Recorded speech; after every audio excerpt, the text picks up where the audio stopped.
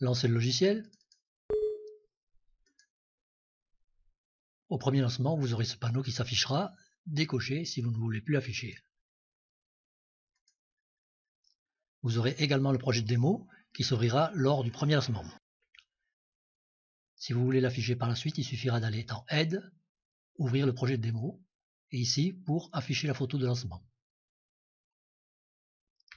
Nous allons voir rapidement quelques exemples de ce que vous pouvez faire avec le logiciel. Vous avez par exemple la photo d'une personne, une autre personne, un décor, et vous pouvez mettre tout le monde au même endroit. Vous pouvez effacer le fond d'une photo. Vous pouvez rajeunir une personne. Vous pouvez faire du maquillage, enlever les imperfections de la peau, coiffure.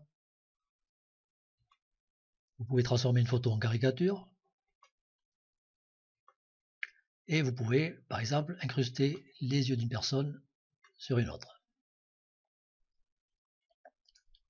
Alors maintenant, nous allons voir les fonctions de base du logiciel dans cette vidéo d'introduction. D'abord, vous pouvez remarquer que nous avons plusieurs panneaux avec des boutons ici, des outils, des réglages, une aide rapide ici à gauche et des petites images diapositives correspondantes aux photos de la scène à droite. Alors tout ça, ça prend de la place. Vous pouvez éventuellement les cacher ou les afficher à tout moment. Donc vous voyez que là, il manque encore le panneau scène qui est en bas en réalité. Donc je vais cliquer dessus. Voilà. Et vous pouvez cacher les panneaux de votre choix, ou alors carrément tous, et les rafficher tous par la suite. Ça vous permet de gagner de la place. Par exemple, ces boutons, vous les utiliserez pas tout le temps, et les réglages du bas, encore moins. Donc, on peut les cacher pour faire de la place. L'aide rapide, une fois que vous la connaîtrez, hop, on peut la cacher également. Ok, donc là pour l'instant, je vais remettre tout. Voilà. Et je vais créer un nouveau projet. Un nouveau projet, je l'ai ici, mais si le panneau il est caché, hein, forcément, on l'a plus. Dans ces cas-là, il faut aller au menu ici, nouveau projet. Donc je vais le remettre. Donc je vais le faire ici, nouveau projet, raccourci clavier, CTRL N. Voilà, donc nouveau projet, en réalité, on va chercher une photo. Alors on va aller chercher la première photo, donc ça sera la photo de fond en l'occurrence. Je choisis la photo, ouvrir. La scène prend les dimensions de la photo de fond. On peut changer par la suite, depuis ce panneau ici, les dimensions, etc. D'ailleurs, je cache ce panneau parce que pour l'instant, je n'en ai pas besoin. Pour faire un zoom, vous utilisez la roulette de la souris. Pour vous déplacer dans la scène, vous maintenez le bouton du milieu de la souris pendant que vous glissez. Vous pouvez également avoir recours aux ascenseurs. Par défaut, ils n'y sont pas. Donc pour les mettre, il faut aller à Édition, Paramètres, et vous cochez Ascenseur visible. OK. Donc là, vous les avez. Mais vous pouvez toujours continuer à maintenir le bouton du milieu enfoncé également. OK. Donc le zoom, il se fait en direction de la roulette de la souris. Par exemple, si vous voulez zoomer au sommet de la montagne, là, vous mettez la roulette ici, et hop, on y va direct. Donc ça, c'est pour le zoom. Alors nous avons vu le zoom et le déplacement dans la scène. Avant de continuer, je vais rajouter une image. Donc pour rajouter une image, on peut cliquer sur ce bouton. Si le panneau est caché, forcément, il n'y sera pas. Donc on peut le faire également depuis ici, ajouter une image dans la scène, ou également depuis le menu, ajouter une photo, ou encore raccourci clavier, insert. Donc je vais rajouter une photo. Lorsque j'ajoute une photo, elle se met au milieu, par-dessus les autres. Donc quand on voudra la passer par-dessous, éventuellement, on viendra le faire ici. Donc je ne vais pas le faire pour l'instant. J'ai ajouté une photo pour voir exactement ce qui va se passer maintenant. Lorsqu'on veut sélectionner une image, on clique sur l'image ou sur la diapo correspondante dans le panneau de droite. Donc je vais sélectionner cette photo, je clique dessus, ou alors ici. Bon, elle est déjà sélectionnée. Alors maintenant, je vais sélectionner celle du fond, je clique ici ou ici. Donc on peut sélectionner ici ou ici.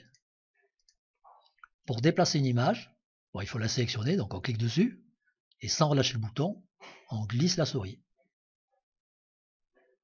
Ok.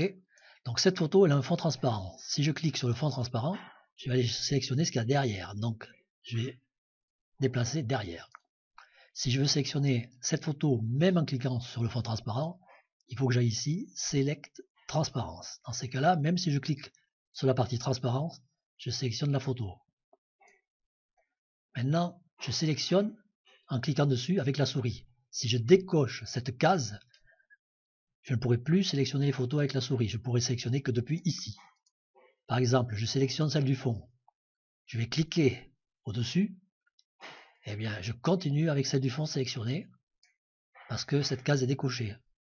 Maintenant, je le raccroche à nouveau. Je clique ici et là, je sélectionne la photo. Donc ça peut être intéressant lorsque vous voulez travailler sur la photo de fond sans déplacer celle du dessus. Donc, on a vu comment sélectionner une image, comment déplacer une image. Maintenant, on va voir comment la redimensionner. Donc, je vais descendre ici puisque je travaille actuellement sur une petite résolution d'écran. Si vous travaillez sur une résolution plus grande, vous aurez l'affichage en entier ici. Donc, déplacer une image, redimensionner une image. Il faut maintenir la touche majuscule du clavier enfoncée et glisser la souris vers le haut ou vers le bas. Donc, touche majuscule du clavier enfoncé, bouton gauche de la souris aussi enfoncé, forcément, et glisser vers le haut ou vers le bas. Touche majuscule du clavier enfoncé, bouton gauche enfoncé de la souris et glisser vers le haut vers le bas. Donc ça c'est pour redimensionner, en gardant les proportions parce que la case est cochée ici, proportion. Si je décoche, je vais perdre les proportions. Donc du coup, si je glisse, alors je maintiens enfoncé la touche majuscule et le bouton gauche de la souris, je glisse vers le haut vers le bas et vers la gauche et vers la droite. Donc là je perds les proportions. Si je recoche, je vais garder les proportions à partir de maintenant. Donc, vous voyez, donc qui ne sont pas les proportions originales. Si je veux remettre la photo à la taille originale, je viens ici, photo, et je l'ai quelque part redimensionnée. Où est-ce qu'elle se trouve? Oui, je l'ai ici. Donc redimensionner, taille originale, voilà. Taille originale. Donc vous voyez qu'on peut également la centrer directement en appuyant ici, centrer la photo. Ok. Donc on a vu comment déplacer et redimensionner une photo avec la souris, mais on peut le faire également ici. En saisissant directement une valeur exacte, par exemple là, si je vais mettre celle de derrière, je vais sélectionner derrière, je vais la mettre complètement à gauche, donc à 0, elle est à 29. Donc je tape 0 et je tape sur la touche Entrée pour valider. Ok. Donc le sommet, lui, 0, Entrée pour valider. Maintenant, ce que vous pouvez faire également, c'est, je vais sélectionner celle de devant cette fois-ci.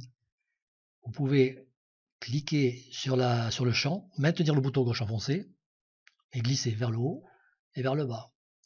Pareil ici et par ici. Donc là, c'est pareil les deux puisqu'on a de nouveau les proportions cochées. Sinon, ça serait différent également. Maintenant, il ne manque plus qu'à avoir la rotation. Pour pivoter une image, maintenant, cette fois-ci, au lieu de maintenir la touche majuscule enfoncée, vous maintenez la touche Alt du clavier enfoncé, clic gauche de la souris, bouton gauche de la souris enfoncé, et on pivote. Vous voyez qu'on pivote la photo, mais elle est encore considérée normale, sauf qu'elle est pivotée sur l'affichage. Si je veux la pivoter réellement, je finalise en cliquant ici. Dans ces cas-là, hop, elle se retrouve bien pivotée ici. Alors maintenant, du coup, ici, elle est à 0 de nouveau. Ici, elle n'est plus pivotée, elle est à 0. Elle est pivotée directement ici. Voilà, donc là, on a vu les fonctions de base, comment ajouter une photo. Donc pour supprimer une photo, on peut le faire également depuis ici. La photo qui est sélectionnée, on la supprime ici. On peut le faire en cliquant sur la corbeille ici. Ou alors, ici, on doit l'avoir quelque part, ici, supprimer la photo sélectionnée, ou même encore, le clavier supprime. Donc on a vu les fonctions de base, déplacer, etc. Maintenant, on va passer aux choses sérieuses à partir de la prochaine vidéo.